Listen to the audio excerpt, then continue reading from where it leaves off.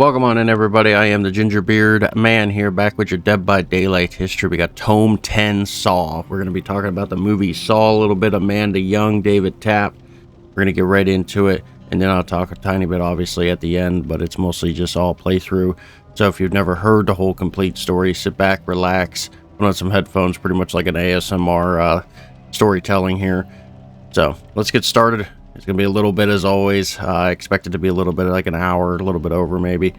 Yeah, let's get rolling. Amanda feels her heart racing as the test subject screams on the television screen. She observes him as he looks down at the see-through cylinder pressed against his bare abdomen. Several rats are trapped inside the cylinder, screeching against the subject's skin. The thermometer inside displays 97 degrees Fahrenheit. The rats are agitated. Stuck between the glass and his stomach, they cannot escape the heat. Amanda is pleased to see the subject cry as rats claw at his skin. Then he succumbs to his flaw, activating the trap's last mechanism. Amanda feels a jolt of adrenaline as a board rises inside the cylinder glued to the subject's abdomen, opposite to the ravenous rats, letting through a hissing cobra.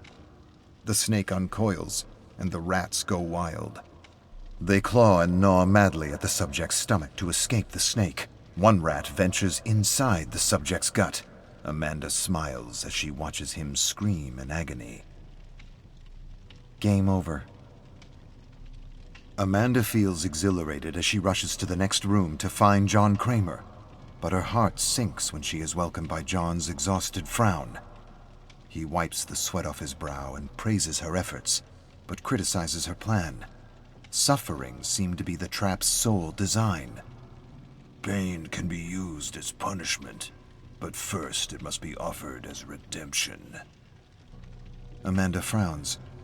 After all her hard work, how could he doubt her? His teachings are law. This new chance in life is too precious for her to squander away. She looks up as John leans over the table to catch his breath. His inhale turns into a coughing fit, and she hands him a bottle of water. Amanda can see that their time together is limited. There can be no room for mistakes. She will be his successor and continue what he started.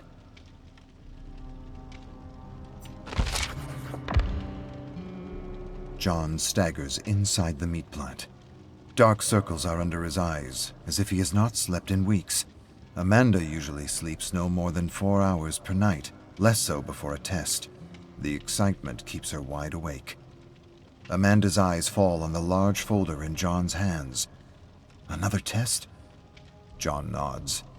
He is compiling information on Grace Wright, an amiable politician campaigning for the upcoming election. Amanda watches him as he massages his temples. He looks worse than last week. How long did she have to learn everything about his craft? A few years? A couple of months? To protect their legacy, she needs to be ready when the time comes. She must continue John's work as Jigsaw, the successor. Amanda reaches for the folder in his hands. Let me show you what I can do. John's tired eyes stare at Amanda, who holds his gaze firmly. She is ready, and they are running out of time. He nods reluctantly. Amanda turns on the television and sees Grace Wright's beaming face on the screen. The elections are tonight. Several sheets slide over the printer's tray, falling at Amanda's feet. She snatches them from the ground. Earlier today, she broke into Grace's inbox to find her flaw. The test must be perfect. Perhaps John will be able to rest once he is convinced that his life's work is in capable hands. Amanda pores over a series of documents and emails exchanged between Grace and a lawyer from 10 years ago. A certain Ben Fairfax threatened to expose a scandal relating to when Grace joined the city council. The lawsuit was settled swiftly. But the emails continued between Grace and her lawyer. Amanda found a report showing that Xanax Industries, a copper exporter in the area, poured waste directly into the Hilford River, contaminating the groundwater. The city's decayed century-old water lines were unable to filter the filth. Grace covered up the lawsuit to avoid adding to the city's increasing taxes. For 10 years, filth has been poured into the water of Grace's oblivious voters. Amanda looks down at the glass of water sitting on her desk. She dumps it into the sink and grabs a bottle of vodka from the freezer. Icy bitterness rolls off her tongue, hitting her palate with a herbal kick. Not an ideal way to hydrate, but safer than Hilford tap water. On the television, confetti are falling on Grace's smooth brown hair. The polls are in, and Grace Wright has been elected as mayor. Amanda receives a cryptic message from John. When she meets him at the Gideon meat plant, her doubts are confirmed. John looks pale and frail. The side effects of his medication seem as draining as the disease itself. His gait is slow and meticulous, as if he is calculating the cost of each step. Amanda grabs his arm to help him sit down. He can no longer conceal his pain, not from her. She examines him as he catches his breath. Beads of sweat are purling above his brow. Her leader, her mentor, her father is dying. Amanda clenches her fist. What will I do without him? Panic twists her stomach in knots, and then another sensation. Something akin to trepidation. No, excitement. A thrilling rush of freedom. Complete control. John asks about Grace's test, and Amanda reassures him. His legacy is in good hands. She will prove it to him. Amanda's temples are throbbing. It has been weeks since she slept more than 2 hours per night. She pops a painkiller in her mouth and winces as the pill scrapes her dry throat. She ignores the bitter taste lingering in her mouth as it melts. No time for sleep or water. She is scouting the sinuous tunnel network under the Gideon meat plant for Grace's test. The throbbing grows acute, and Amanda massages her temples while walking. Her head feels as if it's going to explode, but she cannot stop. John needs her. This migraine will cease soon enough. Her mentor has no such privilege. She has little time left by his side. Eventually, all tests will be her responsibility alone. When the time comes, she must be ready. Amanda points her flashlight at the blueprint of Gideon's underground and retraces her steps. While examining the vast tunnel network, another thought crosses her mind. Soon, Gideon will be her domain. A thrilling sensation of alarm and excitement follows that thought. Her flashlight illuminates a familiar fork in the tunnel. Left leads to the underground bathroom, and right leads to the meat plant's wastewater. To follow in John's footsteps, she must craft a test that aligns with Grace's flaw. A corrupt ambition to rise and become mayor while sacrificing the health of thousands. It is time to give the mayor a dose of her own poison. Amanda crawls into the tunnel on her right. Amanda is hiding in Grace's bathroom behind the drawn shower curtain. Her heart is racing as she waits for the perfect moment to strike. This is her favorite part. Adrenaline is flowing, heightening her senses. She feels like she can take on the entire world without fatigue or pain. She feels awakened, despite not having slept for days. Waiting for her prey, she feels alive and powerful, every second stretching into a blissful, intense high.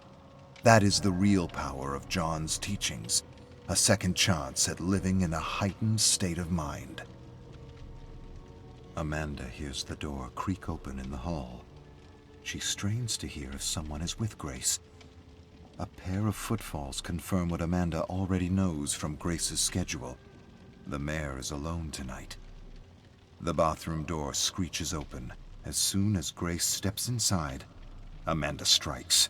A fight follows between the two women as water spills over the rim of the bathroom sink. Amanda slams Grace's face into the mirror. Grace shrieks and headbutts Amanda, and a jolt of pain courses through her masked nose. Amanda stumbles backward, but the adrenaline kicks in. She is ready for this.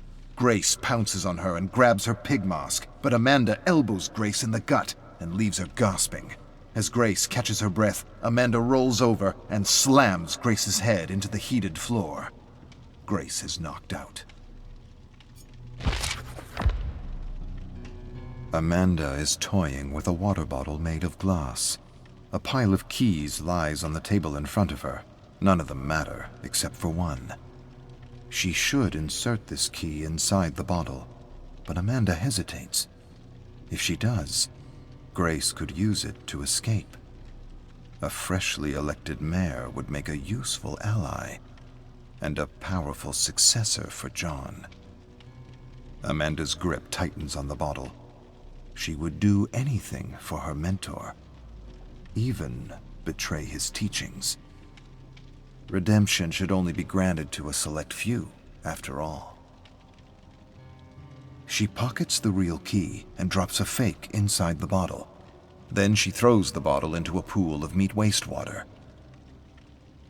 This is Amanda's design as the rightful and only successor of John Kramer. Game on.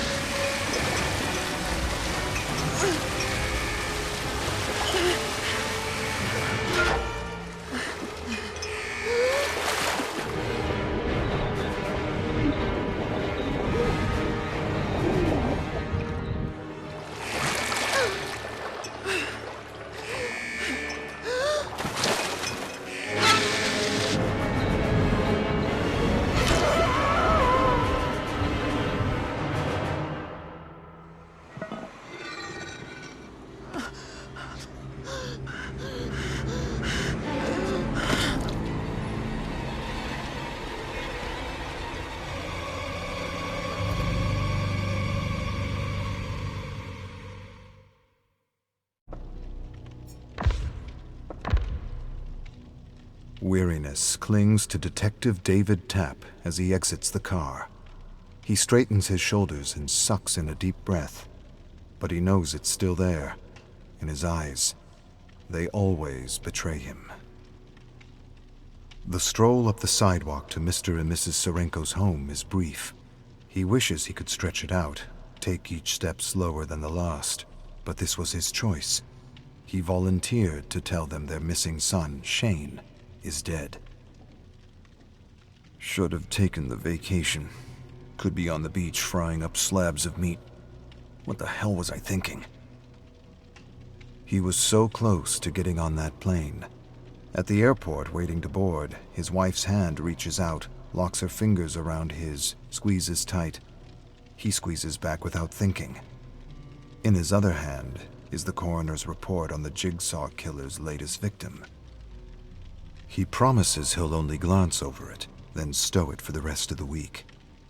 Female, 37 years old, fragment of a drill bit found in the wound on her hip. Unconventional design, custom made for a company that went belly up in the 80s. Tapp remembers the company's logo, grew up a few blocks from their factory. Could the place still be abandoned? It's too important to leave to someone else. He can cancel the plane tickets, take the loss, and try again in a few days. He turns to tell his wife. A tear streams down her face before he even opens his mouth.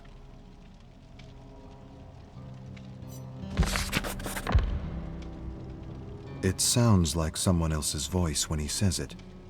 Your son Shane is dead. There's an outpouring of emotion on the parents' faces. Shock, devastation, agony. Too much for a single word. It's as if they're cycling through trauma with each second, pouring it from their bodies in howls and cries. Tapp stands and waits, tries to ignore the discomfort, reminds himself that what they're going through is far worse. He's a spectator, torn between offering condolences and leaving them to their grief. Either choice lacks sincerity. All these years and he still doesn't know what to do. No one ever does. The father screams, and it reminds him of Shane. It brings him back to where it started, as memories from hours past take over. He remembers it clearly. He arrives at the factory. It's abandoned. He snoops around, checking for signs of forced entry. 20 minutes pass. No footprints, broken windows, or snapped fences. A nagging doubt starts from the back of his mind and pushes forward. Left your wife behind to trounce around an empty lot in some old-as-shit building? This is one hell of a vacation. There's an apology forming somewhere, but it sounds no different than the past few. Still, better put something together before he heads home. She's had hours to talk to her mom, and that woman will fan the flames just to watch him choke on the smoke. Get some flowers, or too cliché? Yeah.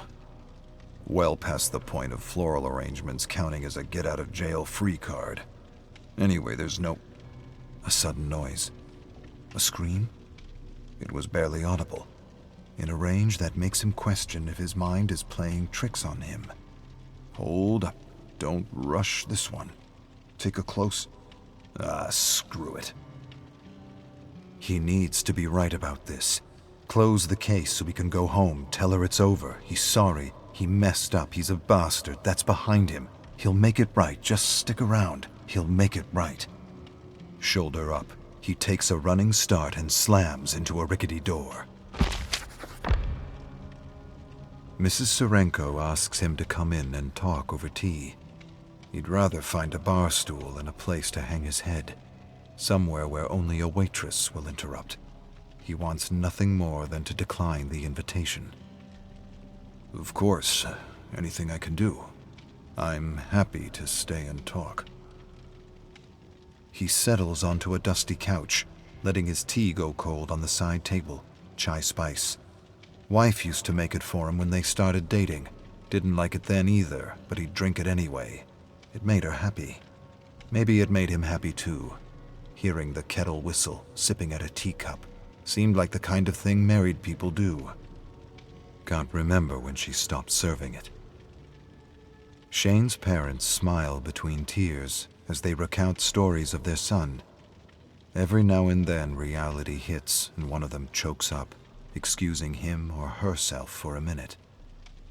Tap moves his hand alongside his radio, hoping that a voice on the other end requests his help. Mrs. Serenko dabs her eyes as she recalls the last year of Shane's life. Such a gentle boy, that one.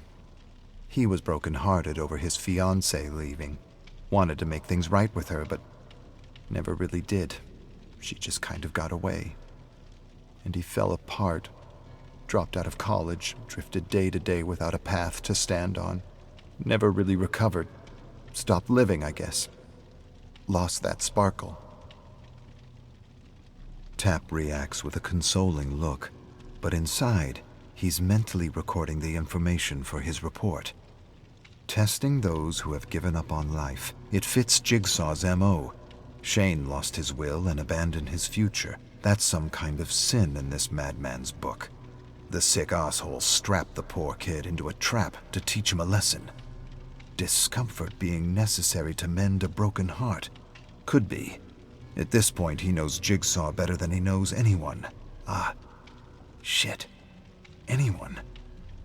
He tries to rattle the thought from his head, finds some other memory to torture himself on. Mrs. Serenko's voice in the background decides for him. Shane. He had the chance to save him, and he blew it. The scene plays over again in his head, beating against his skull like a bad hangover. His eyes adjust to the darkness of the abandoned factory. Slivers of light pierce the gaps in the boarded-up windows. Stale air fills his lungs. He paces forward, moves between a row of shelves, looks to the floor, sees footprints in the thick dust. With a calm, steady movement, he unholsters his gun, stops, listens. waits to see if the intruder will give themselves away. Nothing but silence. Takes another step forward and... Metal screeches on the concrete floor. The shelf beside Tap leans towards him, looming tall, heavy.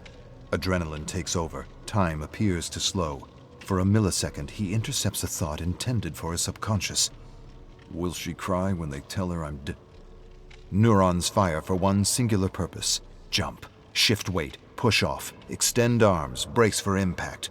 He hits the ground hard. A deafening crash echoes around him. He looks back to see the shelf collapsed where he was a split second ago, his gun pinned beneath it. Footsteps barrel along the floor. A cloaked figure flees into the shadows. Tap jumps to his feet and gives chase.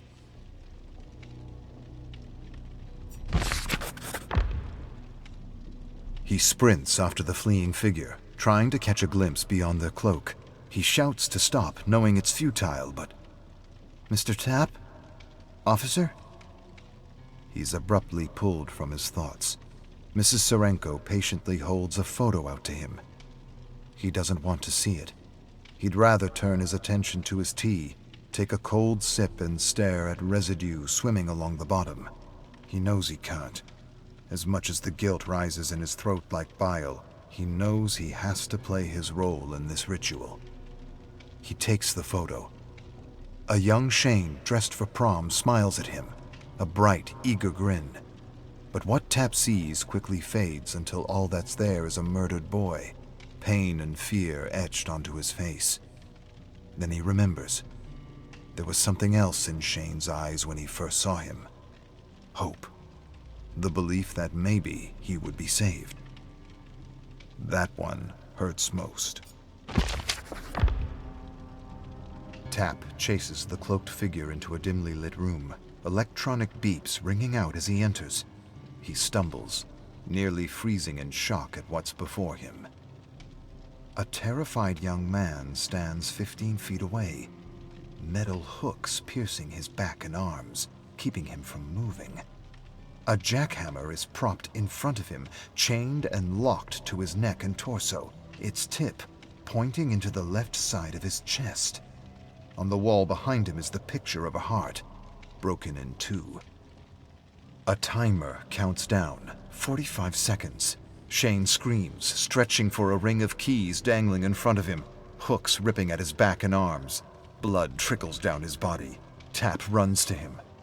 Hold on, kid. Breathe. Breathe. Don't move. Tap grabs the key ring, picks a key at random, shoves it into the lock around Shane's neck, forces it. Nothing. Grabs another. Useless. Hands shake, looks at the timer. Another one. No luck. Footsteps patter along the concrete. The cloaked figure emerges from the shadows and makes a run for it. There's still time to catch them. Shane screams, his hurried breath making his words incoherent. Tap looks back to him. Damn, hold still. Almost got you. Another key that won't work. Or was that the one he tried before? That can't be right. Which? The cloaked figure races towards an emergency exit. There's no time for Tap to think.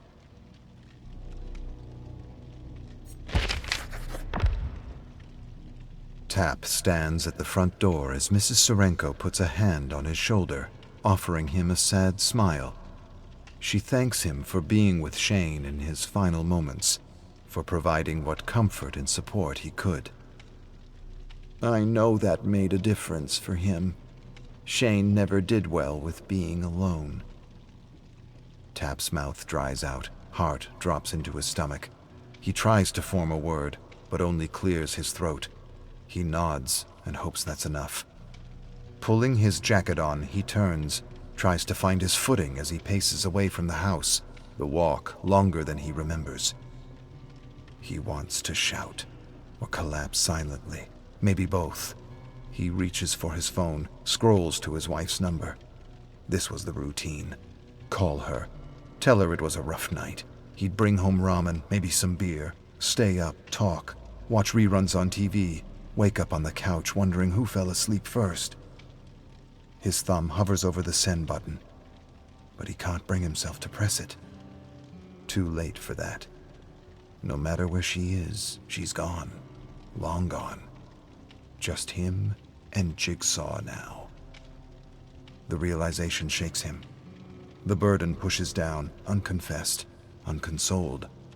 Without her, the memory of what really happened to Shane burrows in and festers.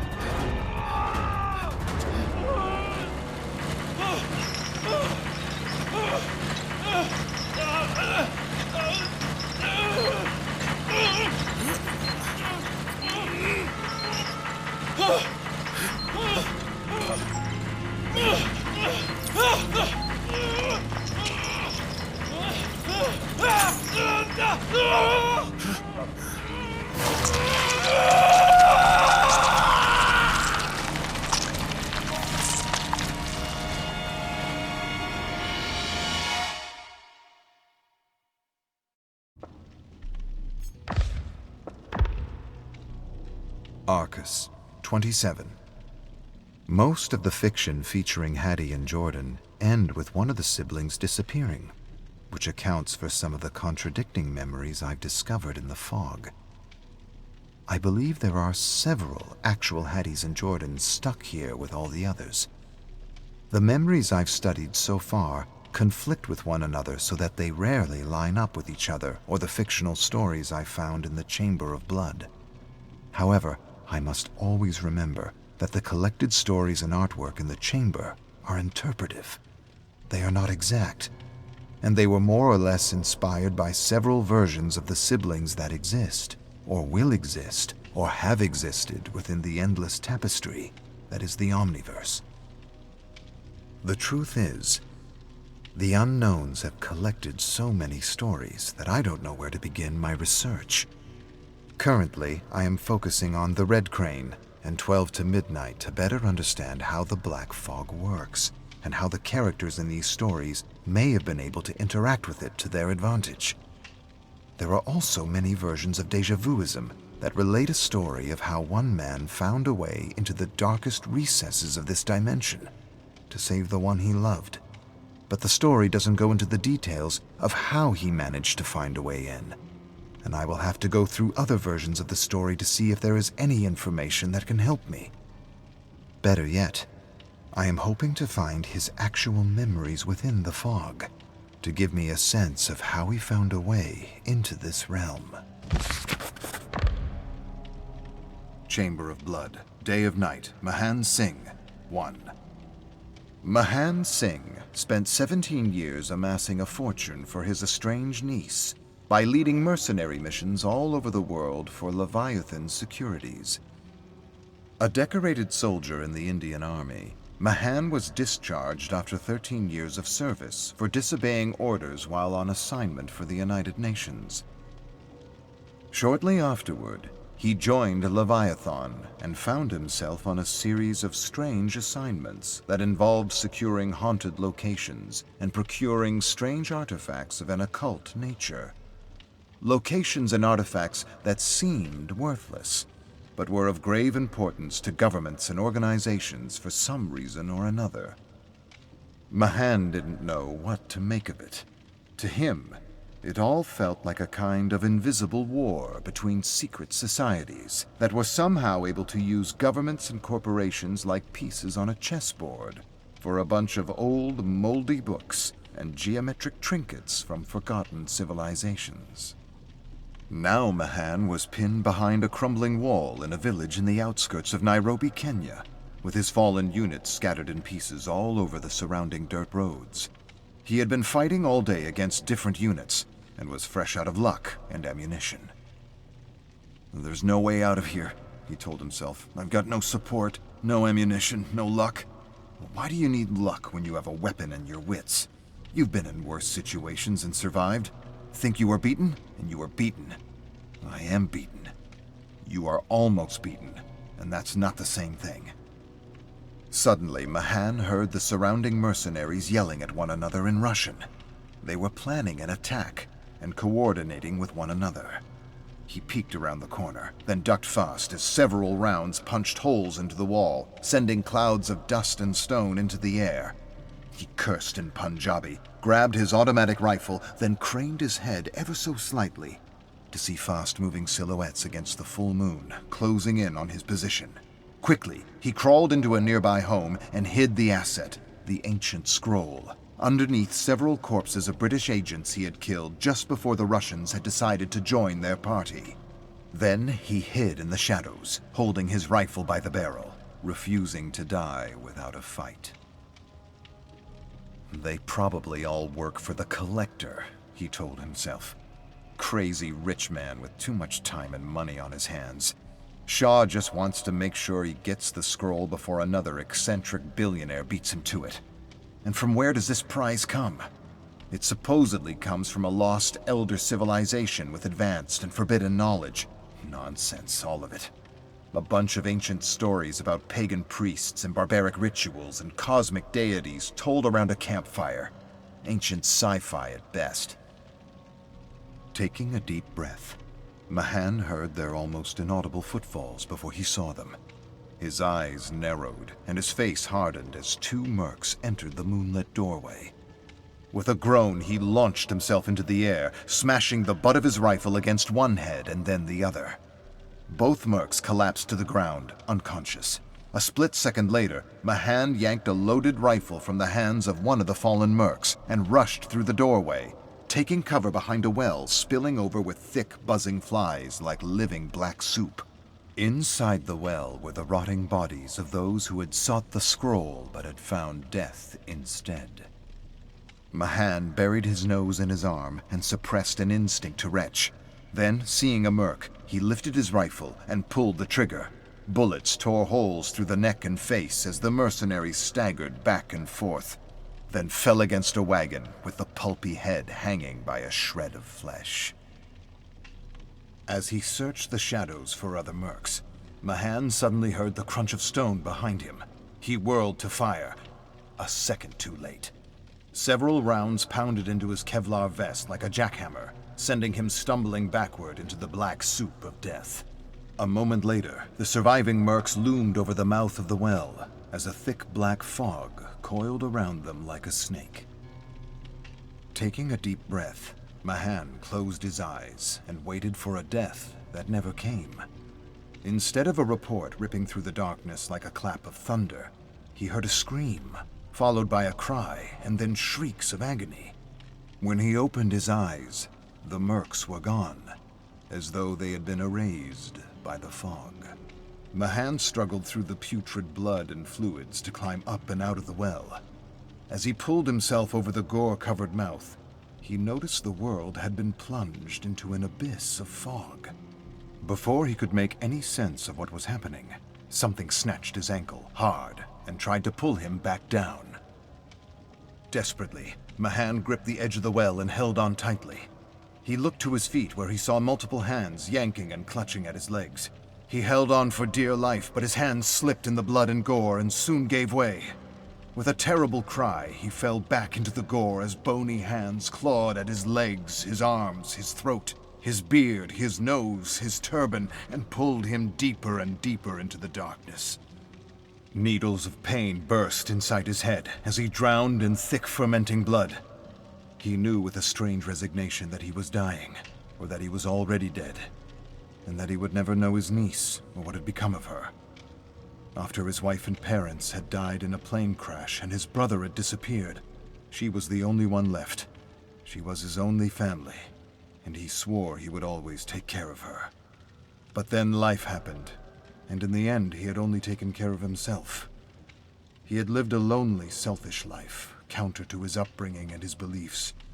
He was a walking contradiction who had somehow convinced himself that he was cursed, that everyone he had ever loved died or disappeared, and that he was doing his niece a favor by staying out of her life.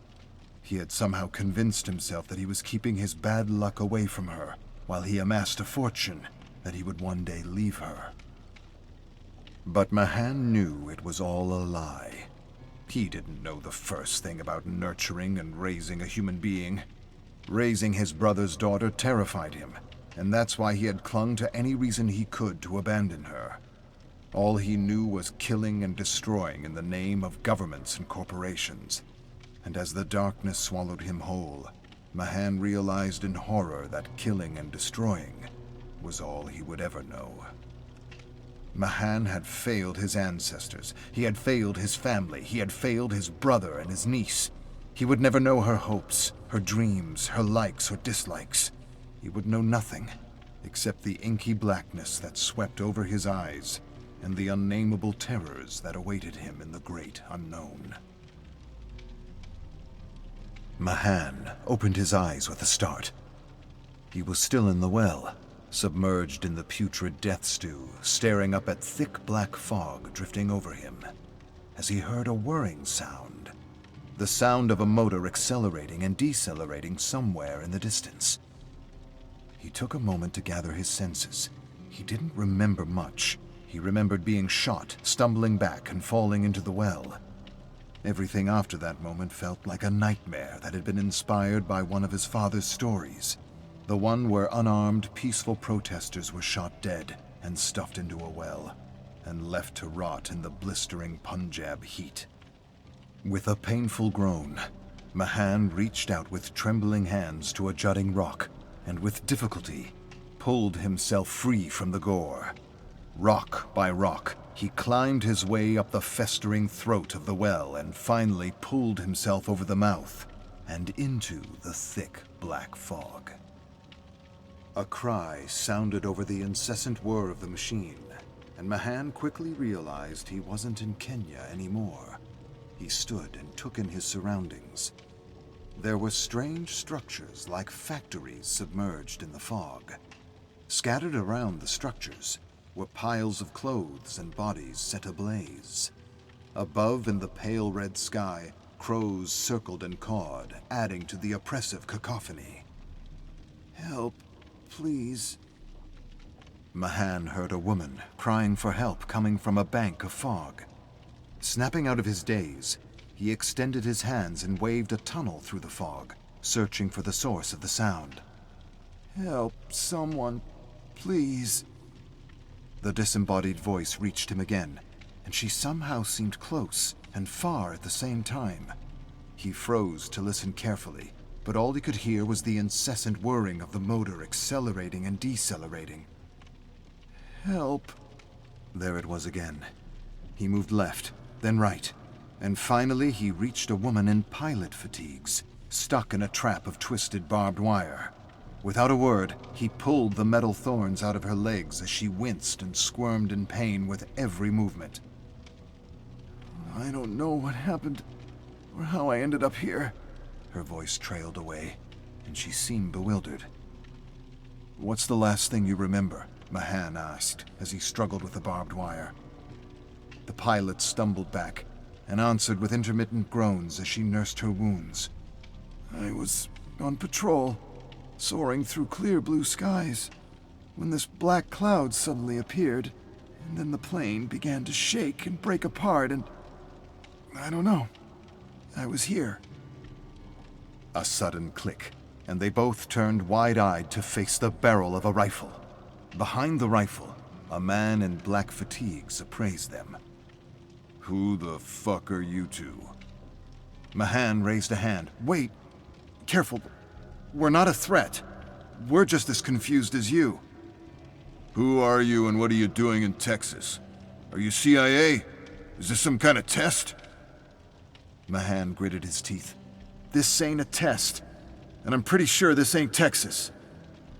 "Who are you?"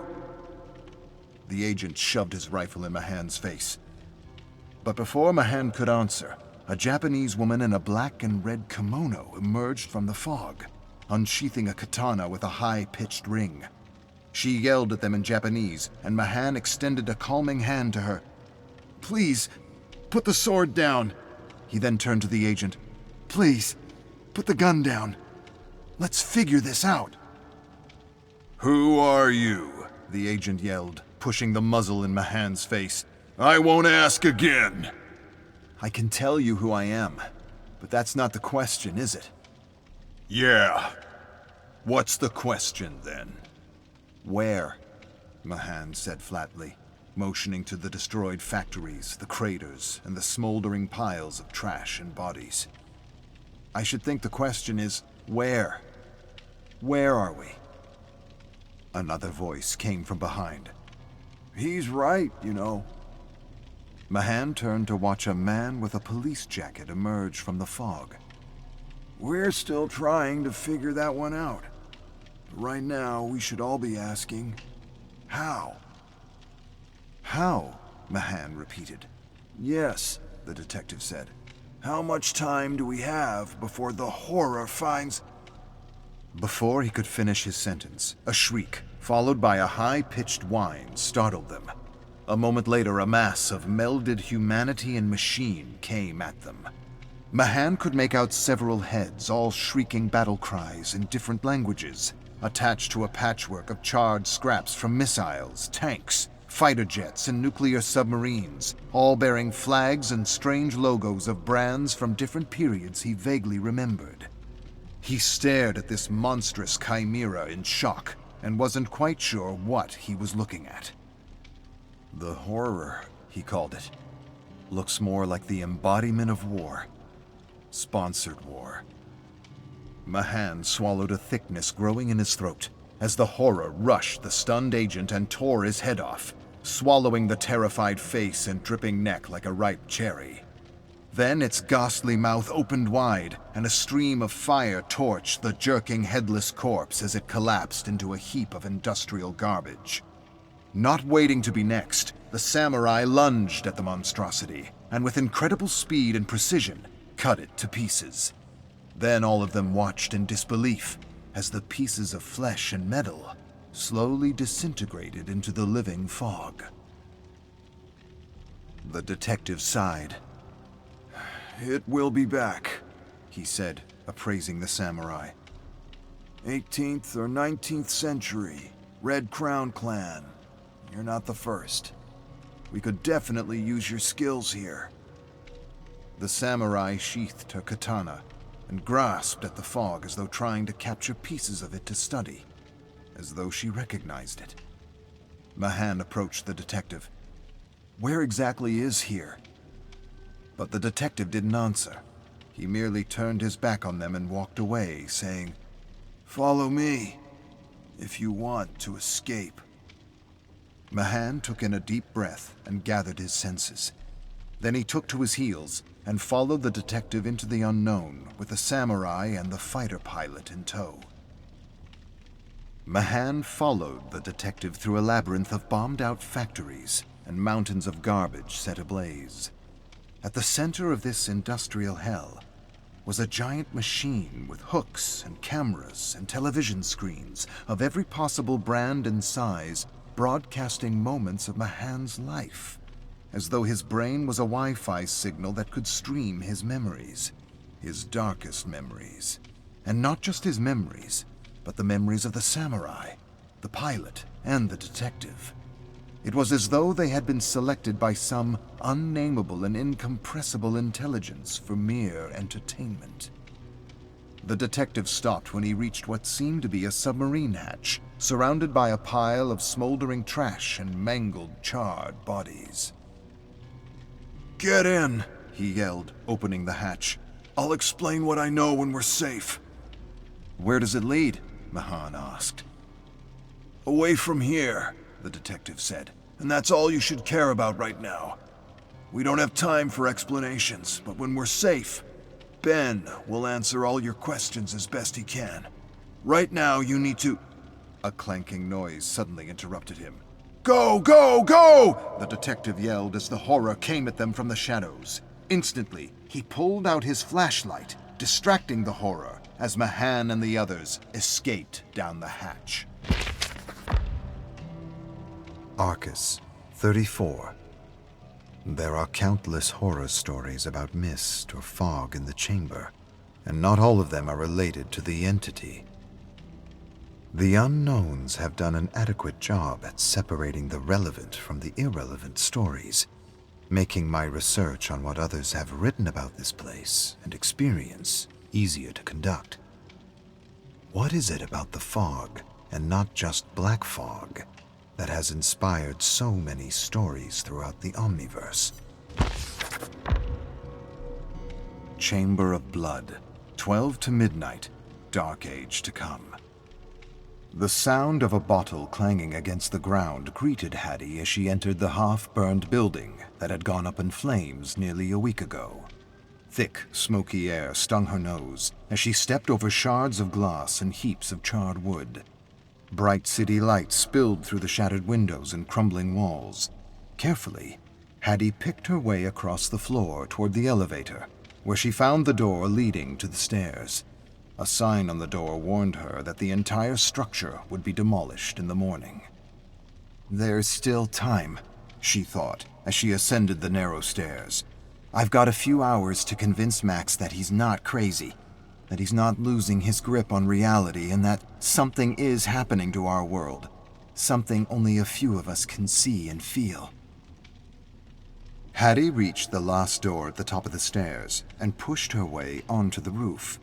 There she spotted a man sitting on the ledge with thick, tangled hair and a weathered army jacket, drinking himself to oblivion as he stared out at the bright lights of the city. She approached him slowly, and he didn't react or even turn to regard her when she sat down beside him. She merely sat in silence, listening to the police sirens wail in the distance over the horns and the muffled music coming from the clubs and bars below. At last, she said, "I thought I'd find you here." Max took a few swallows of rum. "I don't know you." "But I know you, Maxwell." "I don't care where you're from. I don't want to talk." "Yes, I can see that. You want to drink." "Perceptive," he said sarcastically, then extended the bottle toward her. "You're welcome to join." "No, thank you, Mr. Holt." "How do you know my name?" "I know much more about you, Max." "You CIA? FBI?"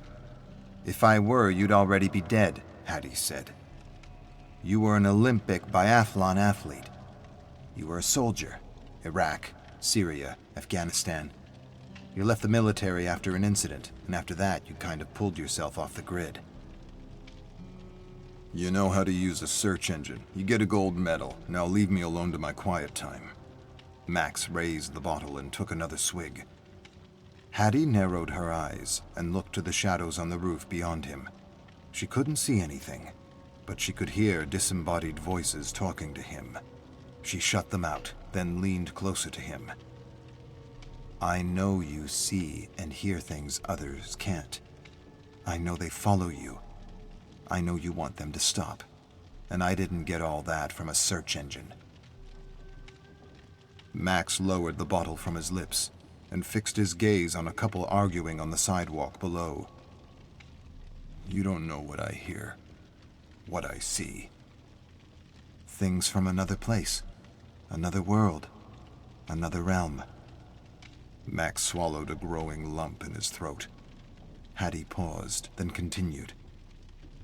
"Something otherworldly attacked your unit, and you survived because of your abilities, and now no one believes a word of it. You were ridiculed, discharged, and silenced with an endless supply of opioids to fog your memory and neutralize your questions." Hattie stopped as his eyes filled with tears. "You're not crazy, Max. You saw what you saw, and no drug or drink in the world will relieve the guilt or stop the nightmares. And that's why you're here, isn't it? Waiting for morning to make it all stop." Max cleared his throat. "What do you want?" "Your skills and abilities on my team." "And what team is that?" "The one that is trying to stop the end of the world." Max laughed uproariously, then stopped at once. "You're serious?" Hattie grabbed the bottle out of his hands, took a swig, handed it back to him, and nodded gravely. Max shook his head.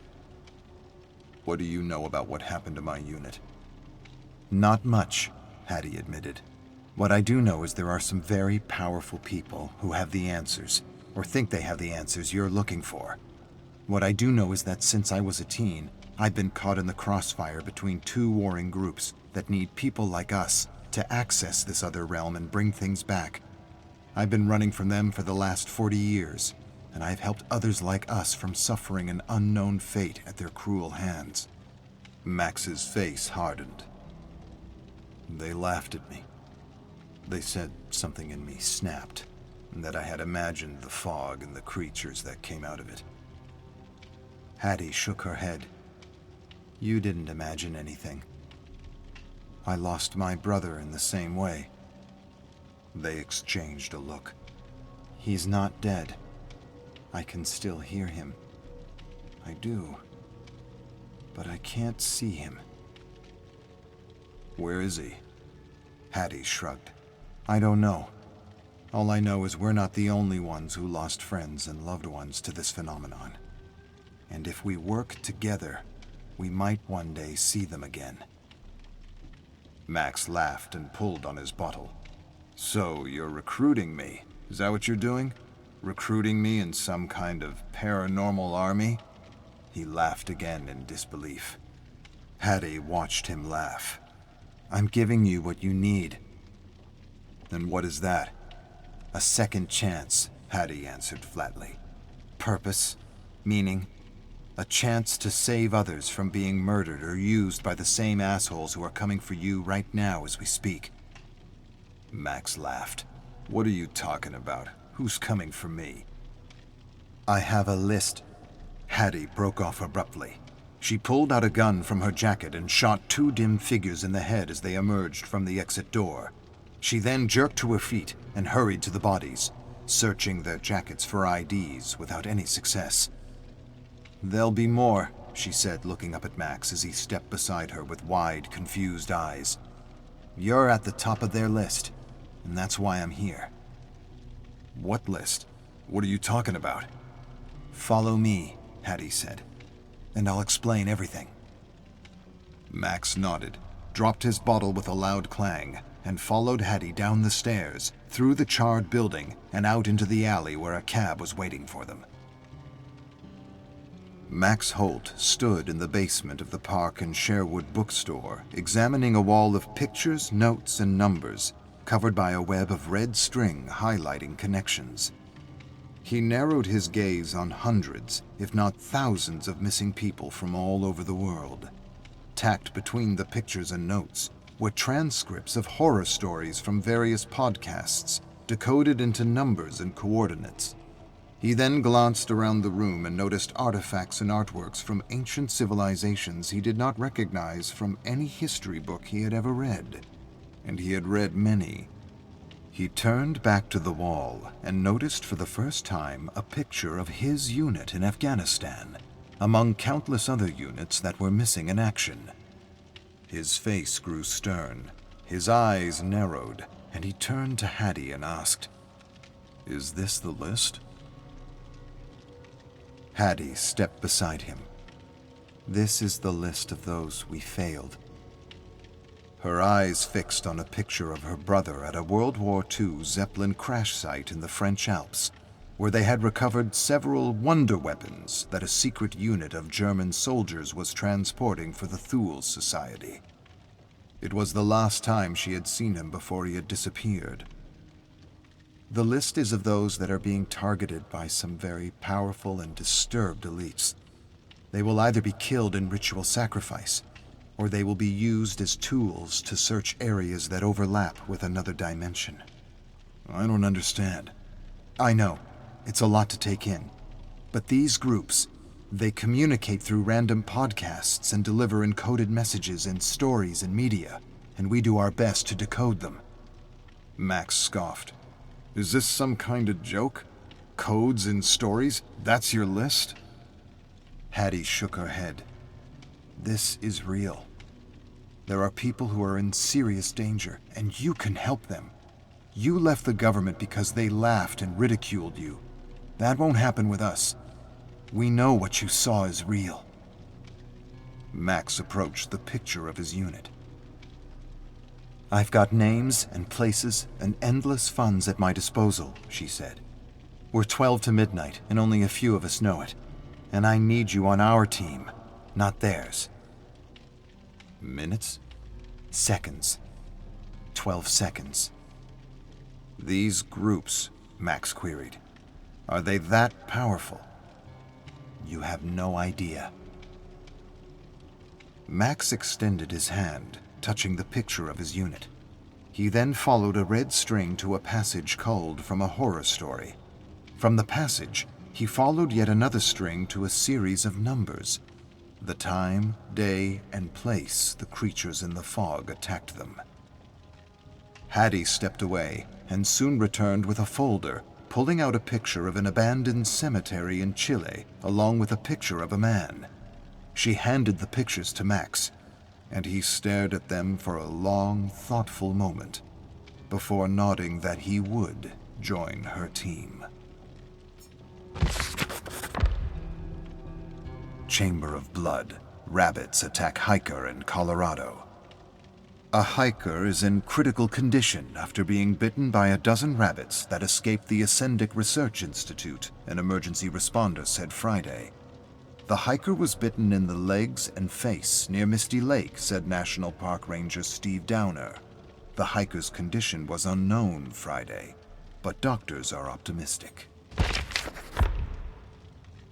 Chamber of Blood. The Red Crane. Veil of Blood 1. Several paths led to the harbor where peasants and merchants had witnessed the strange appearance of a foreign ship. They discussed the ship and the arrival in the surrounding villages with mingled anger, fear, and curiosity. Most believed the foreigners were here to disseminate contraband and rob their beloved land of precious artifacts. Many believed a band of thieves was selling these precious goods to these foreigners in exchange for their weapons. Some even claimed that they had seen these thieves on the gangway, loading stolen artifacts and relics from fallen lords and noble families onto their ship. Saku Nakano stood in the moonlight, considering her options. There was the long and safe route along the dirt road, and there were shorter routes through the dark and deadly woods, where many unlucky villagers had been killed by creatures, it was said, not of this world. Saku knew of these cursed places all too well. She had lost her entire clan to these mist-enshrouded areas over the years, and now she roamed the country, the last of the Red Crown clan, seeking out the great corruption that was upon her people, finishing what her clan had started centuries ago. The enemies to her clan, the Black Serpent Society, served a 9-headed serpent made of black mist. They believed the Black Serpent would grant them powers and boons beyond human comprehension in this world and the next, in exchange for unquestioning devotion. They were convinced that the Black Mist Serpent was a demon that slithered through these wooded, cursed areas, creating doorways into what they called the belly of the serpent, or just the belly. Saku turned toward the dark woods, and sensing raw evil in her midst, she prepared to enter, thinking about the hushed conversations she had overheard in the nearby markets. She remembered the merchant hacking and gutting fish as he talked to a woman who was going through a bag of oysters she had just gathered in the sea. She remembered them talking about how they had seen bandits with pistols and gunpowder, and other strange weapons. I remember them mentioning the foreigners, she thought. They said they were Dutchmen. They were on the wharf, speaking fluent Japanese with unknown merchants in plain kimonos, with the exception of a strange serpent crest. They described the crest as a 9-headed serpent, twisted in a circular knot as it chased its 9 tails. They described only a few sailors, and how most of the crew had perished of an unnamed disease during the voyage across the ocean. A sudden laugh interrupted her thoughts. Where's your husband? A man in a plain brown kimono looked her up and down in the pearly light of the moon as he approached her. Saku met his gaze, but did not react or respond. The man placed his hand lightly on the hilt of his sword as he continued to appraise her. She was tall and lean, with strong, sinuous arms and piercing dark eyes. She had long, black-oiled hair gathered in a perfect queue, doubled over and tied neatly with a red and white sash. She wore thong sandals and a simple black kimono. A vibrant red sash around her waist held 2 scabbard swords. One sword was short and straight. The other was long and curved at the tip. Where are your papers? The man edged closer to her with dim recognition in his eyes. He had heard rumors of an Onimusha in a black and red kimono roaming the land, destroying the wicked while protecting those who could not protect themselves. Or did she roam the land seeking justice for her butchered clan? Or was she a bandit leader who raided and pillaged villages? The man couldn't quite remember what he had heard, and he had forgotten the name people had given her. It was related to her clan and its origin. That much he knew, but not much more. It would have helped if he had paid closer attention when his wife had been discussing her many adventures with her sisters. But he had ignored most of the stories as exaggerated gossip and legends, not unlike that other samurai that everyone called a demon. There was no such thing as a demon samurai, and there was certainly no such thing as a woman samurai that could perform all the feats the stories claimed she had performed. Saku breathed deeply and placed her hand near the hilt of her long sword. Do you not see I am addressing you? Where are your papers? Answer me, With impossible speed, Saku whirled her sword in a gleaming silver arc, and the man's torso toppled off his hips, and a fountain of warm crimson fed the ground. The twisted mouth twitched as it sputtered bile and blood and tried to make out the words, Red Crane. He had remembered, a moment too late. Returning her sword to its scabbard, Saku sighed and said an inward prayer for the brute. Then she stepped over his jerking torso and entered the belly of the serpent. With careful, silent steps, Saku pushed smoothly through the belly, paying close attention to the lurking black mist slithering through gnarled trees that seemed to shift and waver with her every step, as though to intimidate her. Don't make a sound, she thought, stepping down a slope through noiseless shadows toward the sound of waves crashing against rocks. She was close to the wharf. She could smell the seaweed, fish, and salt in the air. There was also something else, a strange heaviness in the atmosphere. Staring up through the shaking canopy, she saw thick clouds marching across the sky. She sensed the floor moving and looked down to see her legs completely submerged in the creeping mist. A moment later, a branch cracked not 10 paces away, and she knew she wasn't alone anymore. Saku neither ran nor hid. She froze, closed her eyes, listening carefully for threats approaching through the black mist that heaved and moved as though it were alive. Saku knew she was somehow, as difficult as it was to explain, in 2 worlds at once. And she knew there were demons and monsters in the other world that hunted within these overlapping areas. Saku didn't know much about this other world. What she knew, she had learned from her mother and father. The Black Serpent Society, they had once explained, believed the Black Mist Serpent was a living deity that consumed people, towns, civilizations, and worlds.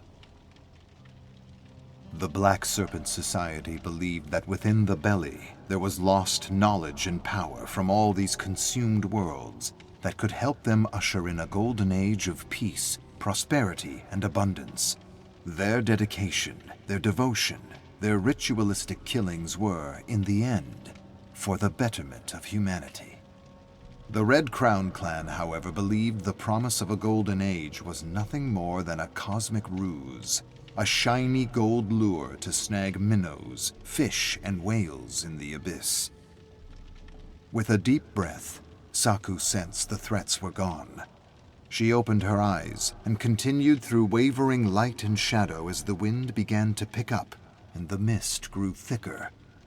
But then she stopped suddenly when she heard a familiar roar. A thunderous roar that seemed to shake the world.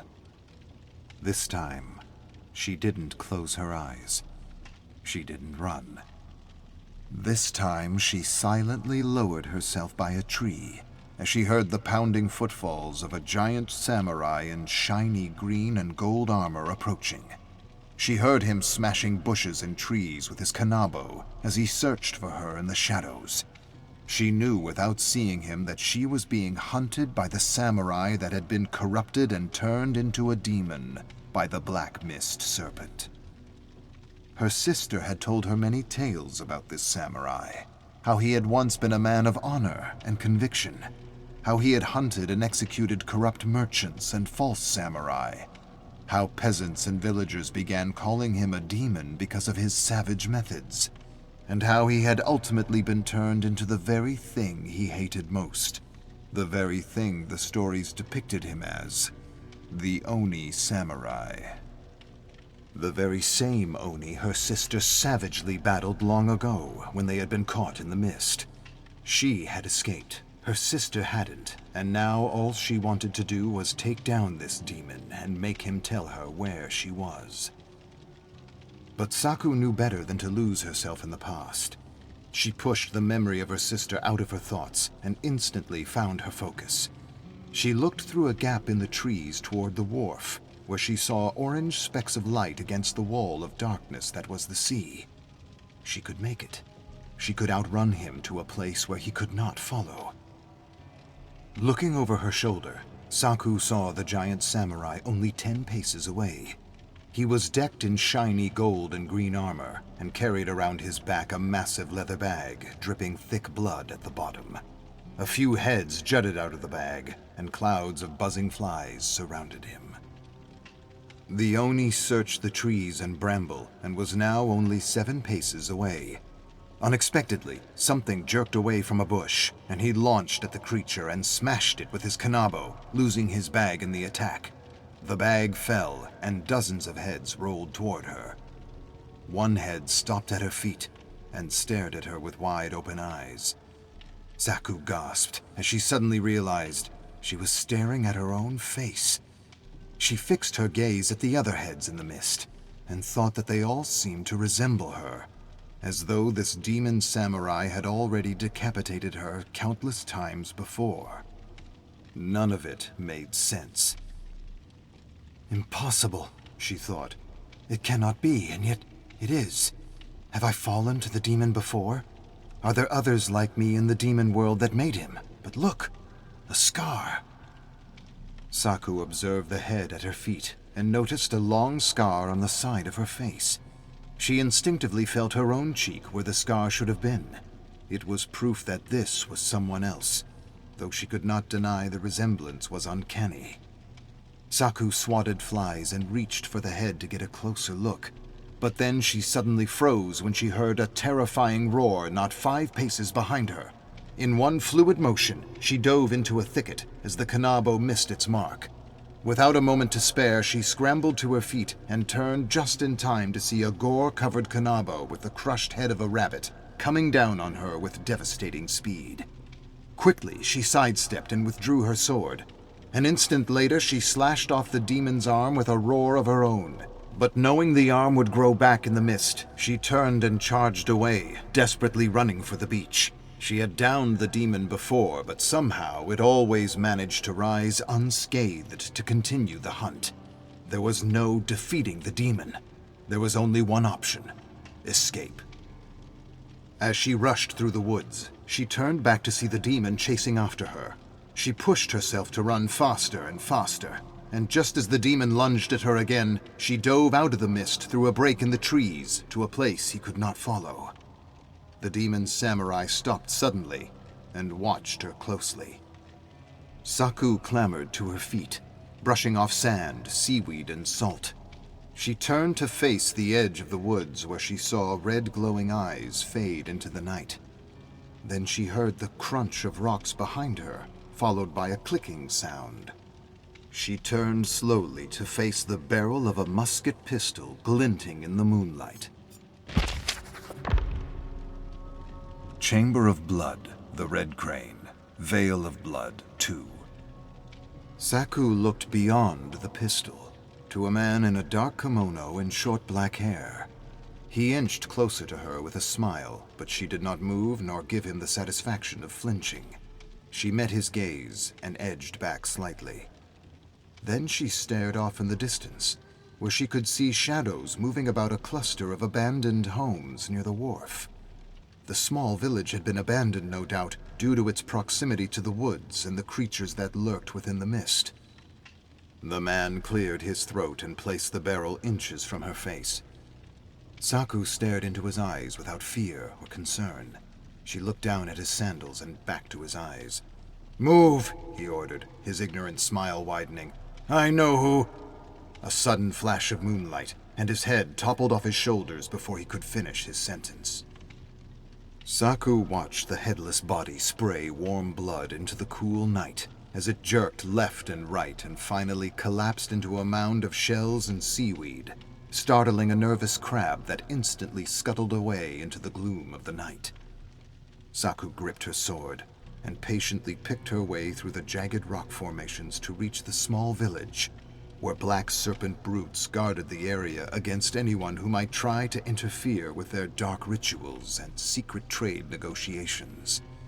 She moved silently through the shadows, following the edge of a home. She froze when she heard footsteps approaching. She slowly placed her back against the wall and waited. She peeked around the corner and saw two thugs telling stories about the demon samurai. She crouched slightly. Then, like a mighty tigress, she leaped into the air and thrust her sword through the two heads. They jerked violently, then collapsed when she pulled her sword from their skulls.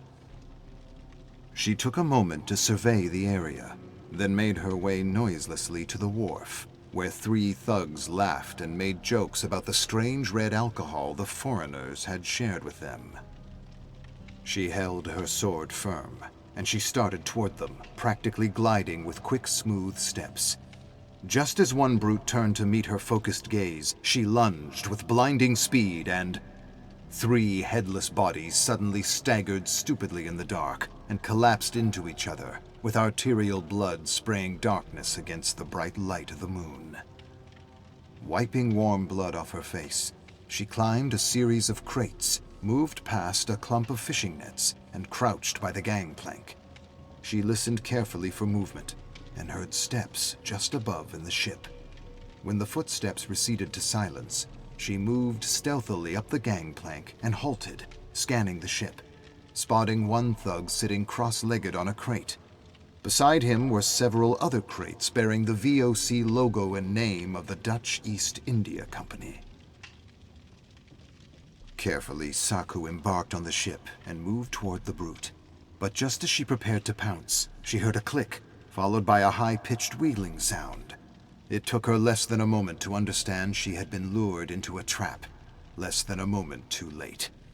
Before Saku had time to react, she felt the heaviness of a net collapse over her as dozens of thugs surrounded her with dirty looks and curses.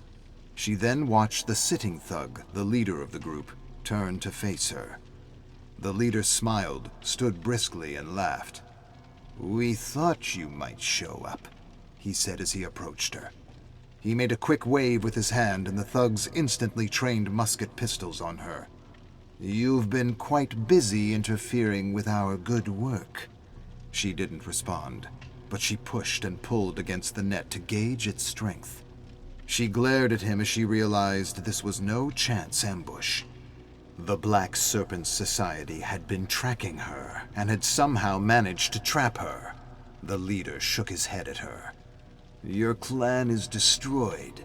Your weapon is irrelevant and outdated. You're outnumbered and trapped. And still you think you can do the impossible." This will be difficult, she thought, but not impossible. I've been in worse situations and survived. Saku inched closer to the leader as he smiled at her. She believed his reluctance to shoot her was evidence that they wanted her alive for one of their rituals. The leader motioned to all the thugs and laughed again. Saku gritted her teeth and studied the thugs as they slowly closed in on her from every direction. She looked into the leader's thieving dark eyes and saw all the lies and treachery of the Black Serpent Society. Then, looking beyond his eyes, she visualized herself triumphing against her enemy, leaping from thug to thug, cutting them down with her sword like weeds. Suddenly, the leader barked orders, snapping her back to reality.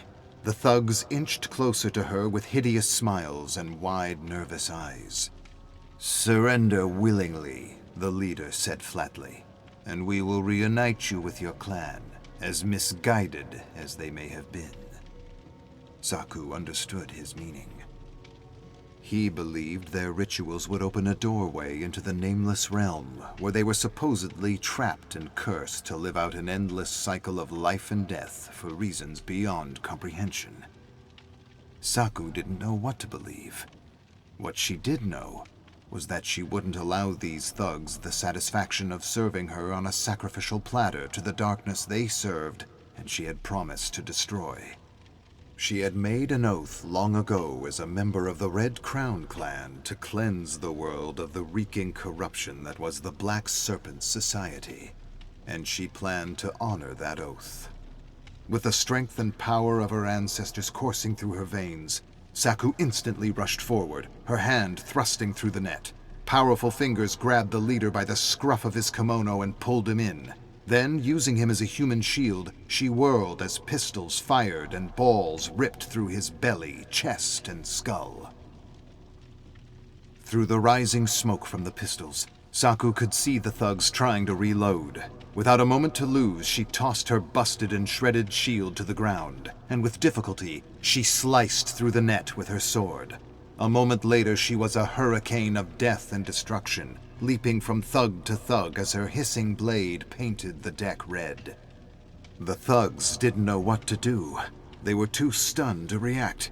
It was like fighting a ghost, a monstrous shadow, a formless mist with swords for claws. Their futile attempts to parry her attacks with pistols met empty air as limbs fell and heads rolled. It was a horrible nightmare, as if by some strange, ironic twist of fate, the Red Crane actually drew her power from the Black Mist Serpent, so that she was somehow a servant of the very darkness she had sworn to eliminate. When the last thug fell with a gasp, Saku found herself surrounded by blood and carnage.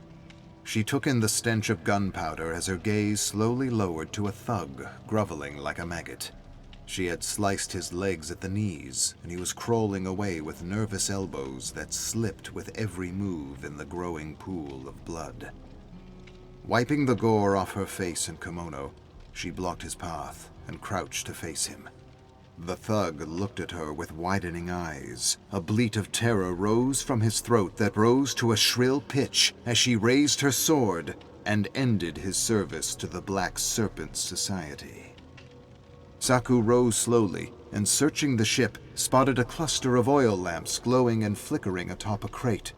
With focused determination, she picked her way through the bodies and kicked the crate, sending the oil lamps scattering to the wooden deck below.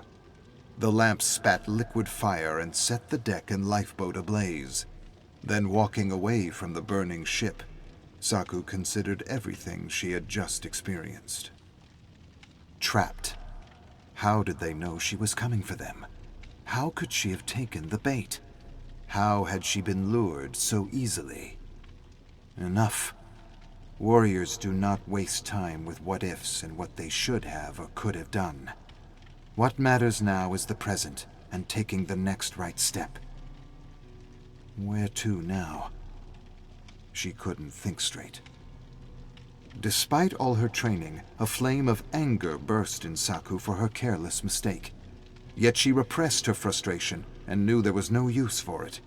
Anger would only cloud her judgment and waste her time. She needed to keep her composure because her friends and family could not have perished in vain. Because she was the last of her clan. Because the Black Serpent Society had to be stopped. Because she was the hope of all those who believed she would end the darkness that was upon their land. Because she was the Red Crane. Arcus, 41. The mad designer sketches are preposterous, yet entertaining. I just went through hundreds of sketches of monsters and killers in tuxedos and golfing attire. It makes no sense. And yet I found myself pinning these absurd illustrations in my study. They have absolutely no value to my investigation, yet they made me smile, even laugh, and perhaps that's enough. Perhaps helping me forget the horrors of this place, even for just a moment, turns the absurdity of these designs into a kind of medicine. As much as I take offense to the complete disregard the mad designer has for these characters, I can't help but search the Chamber of Blood for more Emperor Dwight illustrations. They are, so far, my favorite. Arcus, 8542. The creatures move around the fog, watching me without attacking. They're waiting for the perfect moment, which will never come, for I have barricaded every door and window and practiced savage and efficient combat maneuvers with my 9-iron. I've caught glimpses of their forms, and they are ever changing, as though imitating all the monsters I've read about in my favorite stories, as though the fog itself were an extension of my dark imagination and fears. I'm calling these horrible things creatures of the fog. Chamber of Blood, Deja Vuism. It was a book club, and they were arguing over the latest Edwin Cain novel, along with the interview the author had given, where he discussed a concept he had called Deja Vuism. He put forward the theory that our brains are biological quantum computers with vast networking abilities beyond our current understanding of physics. Cain believed that our quantum brains could connect to other beings with similar frequencies within the multiverse, as though they were interdimensional cell phones. The club members, who discussed these theories and how they sometimes felt their inner voice was another version of themselves, advising them from another time or place, began telling stories about instincts, gut feelings, and deja vu experiences that felt all too real.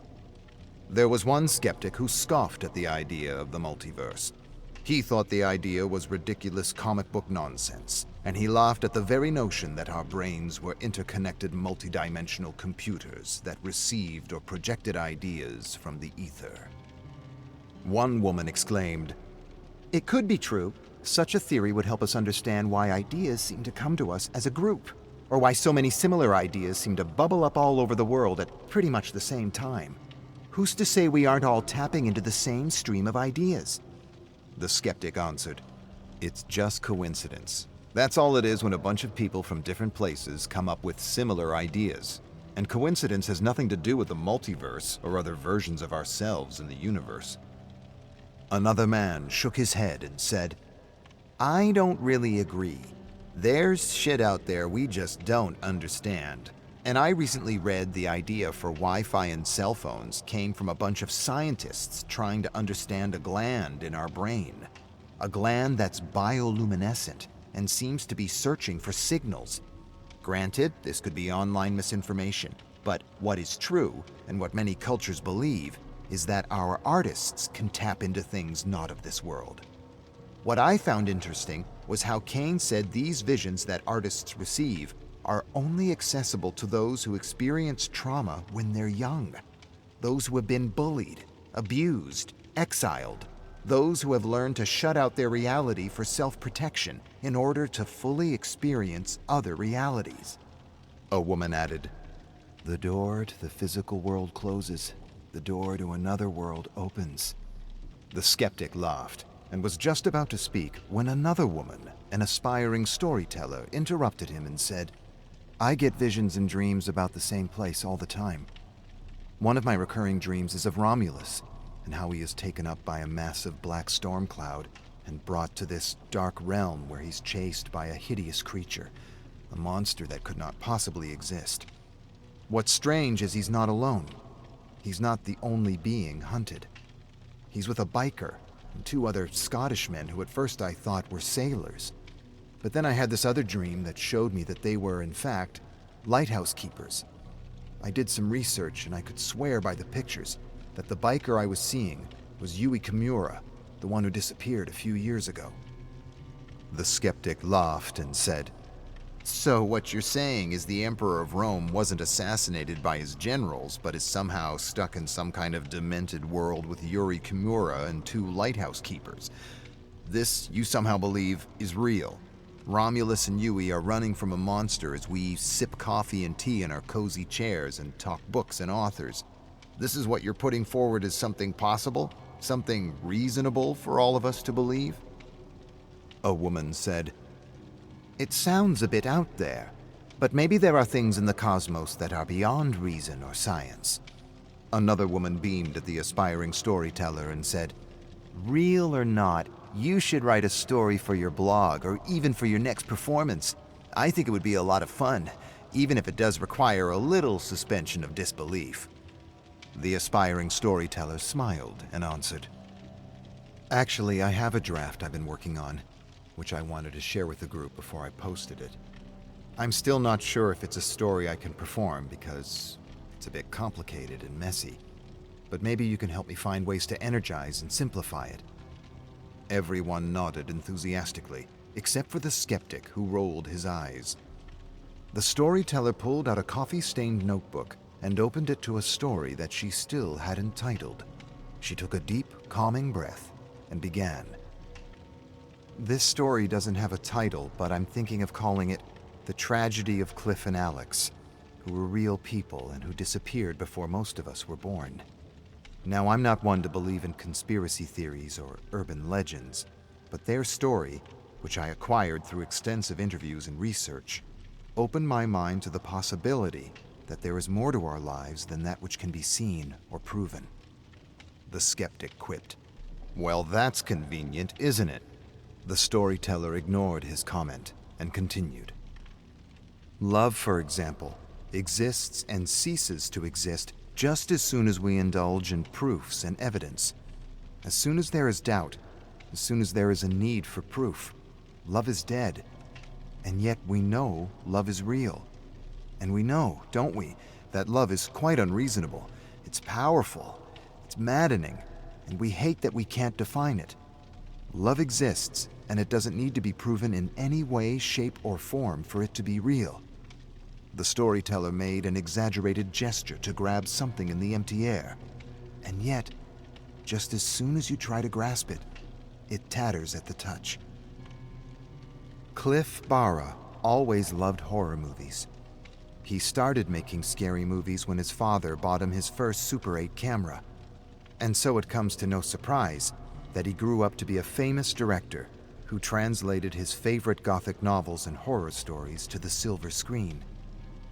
It's also no surprise that when he met Alex DeMauro, an equally famous art director known for his brilliant and visionary production sets and costume designs, that they were instantly smitten with one another. Together, it's safe to say, they produced some of the scariest and most iconic films to date.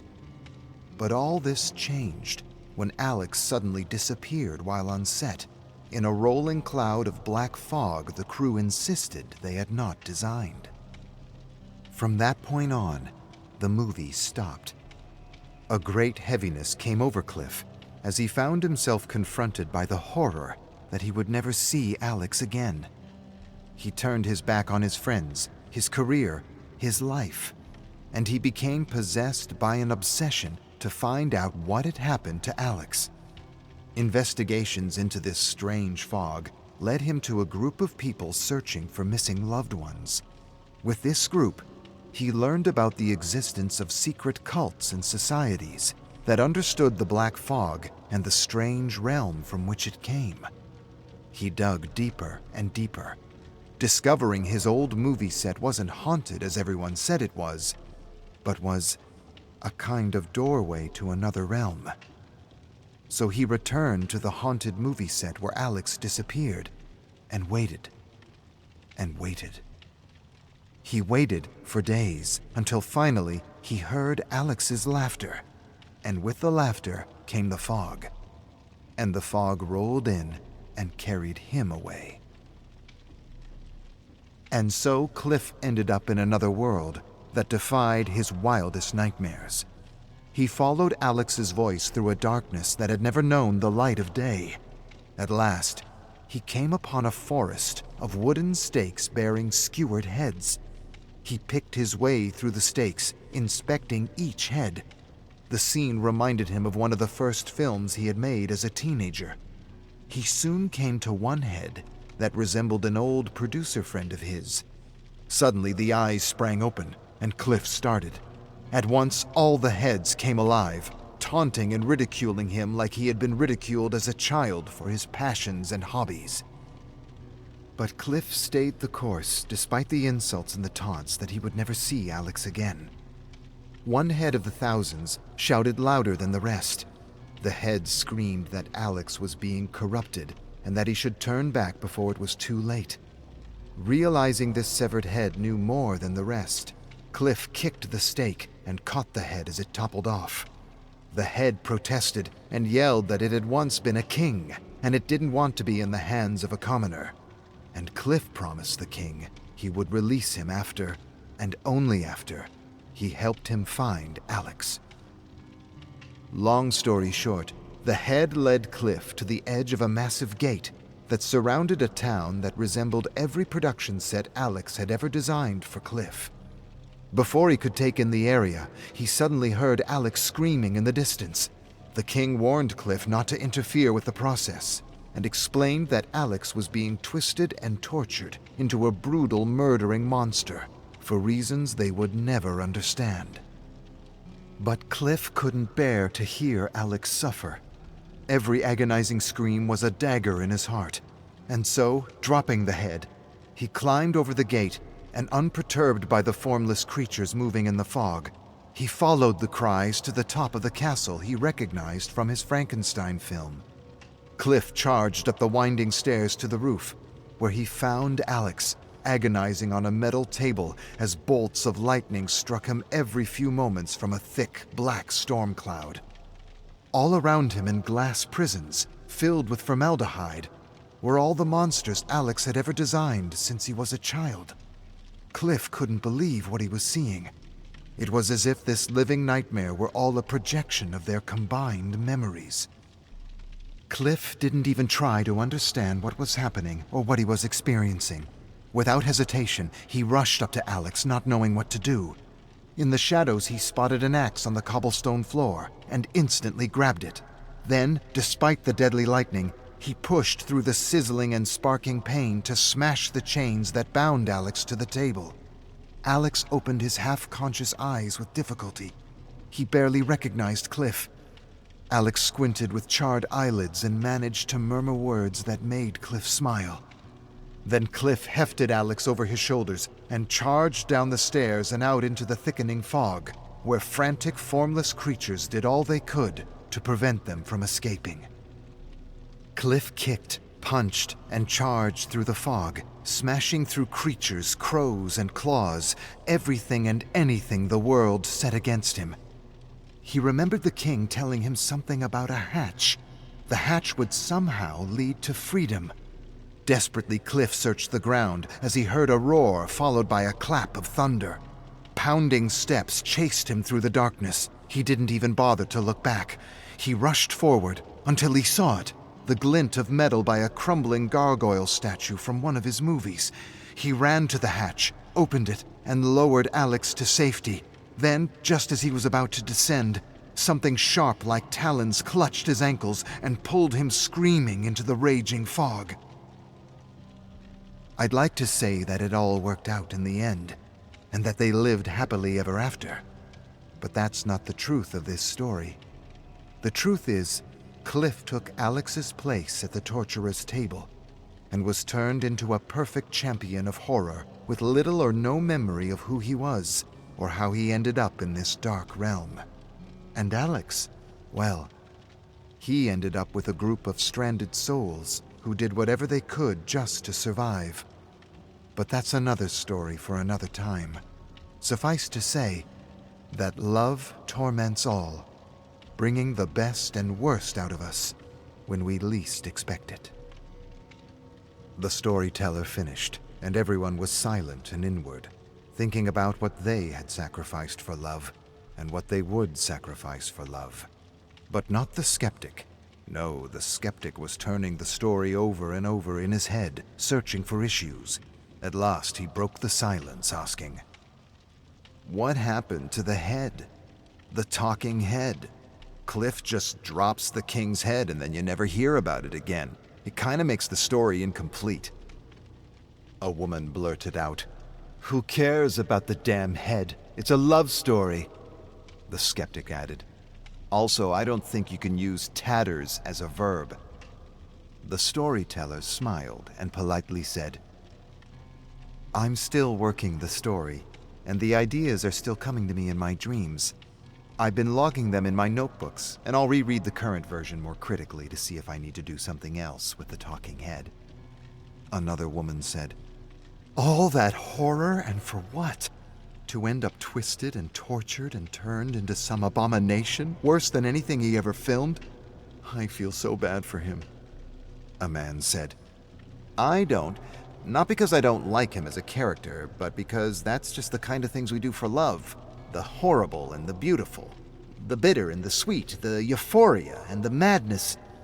He lost himself in a memory for a moment. "Love twists and torments.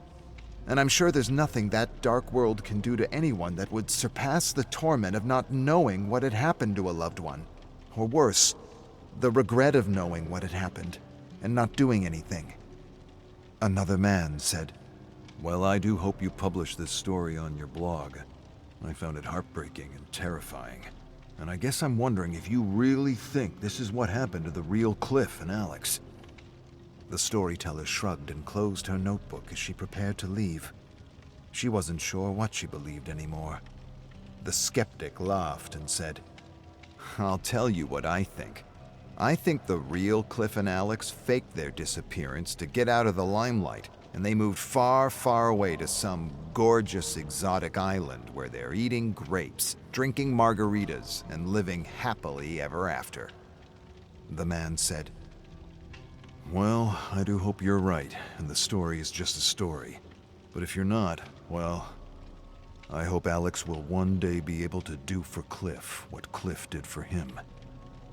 A woman said, "It kinda makes you wonder if the characters we read about in the books are actually real somewhere." Another woman said, "A story in this world, reality in another." The storyteller stood, smiled at all the book club members, and excused herself as she had an early shift at the cafe. Everyone said goodbye, watched her disappear out the door, and then returned to their discussion about Edwin Kane, déjà vuism, and the story they had just heard.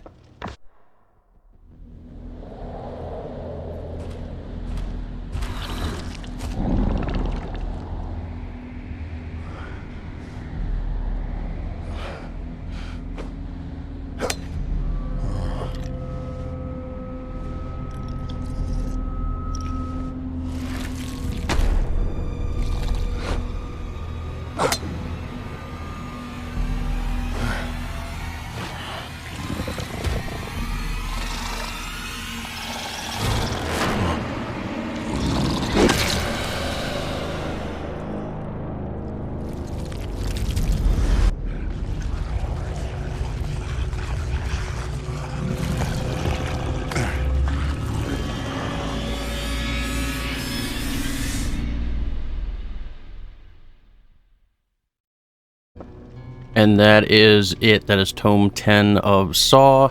If you're not subscribed, please subscribe. I greatly appreciate it. Hit the bell, the like, all that good jazz, so you know whenever the next video comes out or I go live here on the channel. This one was pretty long. It's probably the longest one I've ever done so far, so we'll have to see if this is a continuing trend or what, but we're going to find out on the next one. You all have a good rest of your day, and I am out of here.